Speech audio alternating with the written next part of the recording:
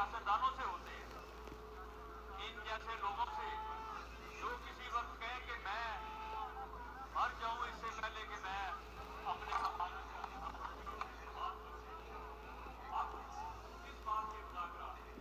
وفاقی وزیر اور لیگی رہنما خواجہ سعد رفیق نے بھی عمران خان کے ساتھ مذاکرات خارج الامکان قرار دے دیے۔ آپ کا ماحول ہم نے پیدا کیا گالیوں کھا کے، تو آپ نے ناکام بنا دیے۔ اب یہ نہیں ہو سکتا کہ آپ ملک کے مکار کے جو علامتیں ان پر حملہ کریں، آپ دفاعی تنظیمات کو ٹارگٹ کریں، آپ گنڈا گردی کریں اور آپ سمجھیں کہ آپ دبا لیں گے اور جب ناکام ہو جائے تو کہیں مذاکرات